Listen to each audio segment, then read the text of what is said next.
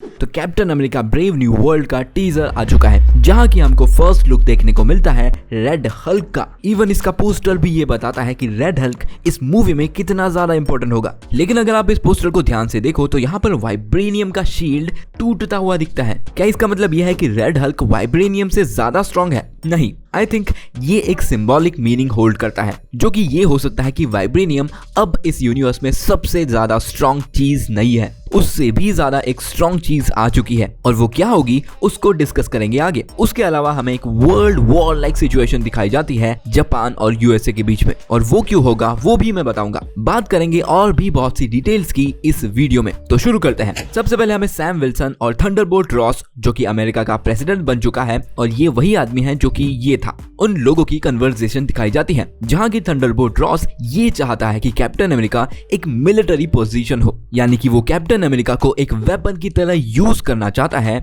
और वो उससे कुछ भी करा सकता है, चाहे तो दूसरे कंट्रीज पर अटैक भी। उसके बाद हमें प्रेसिडेंट रॉस पर एक असैसिनेशन अटेम्प्ट दिखाया जाता है, जहां की आइजिया ब्रैडली, जो कि falcon and the winter soldier में देखा गया था और ये ब्लैक कैप्टन अमेरिका होता है, वो प्रेसिडेंट रॉस पर फायर करता है। लेकिन रॉस शायद से बुलेट प्रूफ ग्लास के अंदर होता है, इसीलिए उसको गोली नहीं लगती और आइजिया ब्रैडली भी वहां से भाग जाता है। अब यहाँ पर हुआ क्या? तो इससे पहले सिनेमाकॉन में एक ट्रेलर दिखाया गया था जो कि इसी की तरह था, लेकिन वहां पर यह बताया गया था कि उस हॉल में एक स्ट्रेंज म्यूजिक बजने लग जाता है और उस म्यूजिक को सुनकर आइजिया ब्रैडली अपना होश खो देता है और प्रेसिडेंट पर फायर कर देता है, जो कि मुझे लगता है कि ये लीडर ने करवाया होगा, जो कि इस मूवी का मेन विलन हो सकता है, जिसके बारे में हम थोड़ी देर में बात करते हैं। फिर हमें सैम और टॉरस, जो कि अभी फैल्कन बनने वाला है, वो किसी जगह जाते हुए दिखते हैं जहां की बहुत सारी लाल लाइट है और इसे देखकर ऐसा लगता है कि यहाँ पर कोई एक्सपेरिमेंट किया गया होगा किसी ह्यूमन पर। और अगर आप इसको ध्यान से देखें तो ये बहुत ज्यादा सिमिलर लगता है उसी बेड से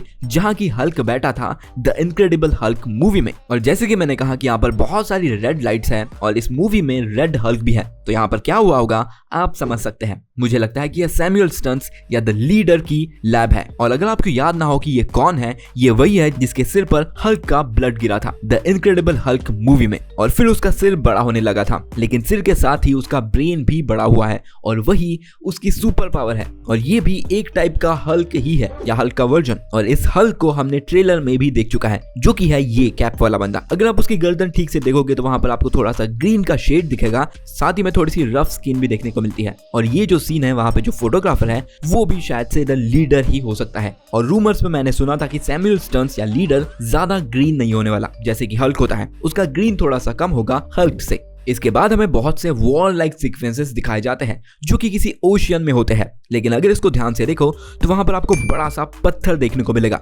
और ये कोई पत्थर नहीं है, ये वही सेलेस्टियल है जो कि हमने इटर्नल्स मूवी में देखा था। यस, ये है टियामुट द सेलेस्टियल, जिसका की हाथ इटर्नल्स मूवी से बाहर निकला था। लेकिन ये जो वॉर हो रहा है वो किसके बीच में हो रहा है? तो अगर आप इन प्लेन्स को ठीक से देखो तो वहां पर आपको जापान का फ्लैग देखने को मिलेगा, तो डेफिनेटली ये वॉर जापान वर्सेस यूएसए होने वाला है। इवन एक फ्रेम में एक रडार पर हम JPN देख सकते हैं, जो कि अगेन जापान का प्लेन बताता है, और सैम विल्सन का कैप्टन अमेरिका अपने नए सूट में प्लेन्स को किसी कैंची की तरह काटता है। साथ ही में वहाँ फैल्कन भी है जिसको कि नया सूट मिलने वाला है, और कैप्टन अमेरिका के नए वाले सूट में हम उसका हेलमेट भी देख सकते हैं, जो कि कुछ ऐसा दिखेगा। इवन हम यहाँ पर जापान के प्रेसिडेंट को देख सकते हैं रॉस से मिलते हुए, और उन दोनों के बीच में सैम विल्सन है। तो यहाँ पर कंफर्म होता है कि जापान और अमेरिका के बीच में कुछ तो फटा हुआ है, और मुझे पता है कि ये क्या है। तो ये जो सेलेस्टियल है टियामट, जिसको कि हमने इटर्नल्स मूवी में देखा था, कहा जा रहा है कि इसके अंदर से ऐसी चीज निकलेगी जिससे कि वो लोग एडमेंटियम बना सकते हैं। और अगर आपको नहीं पता कि एडमेंटियम क्या है, वो एक एलॉय है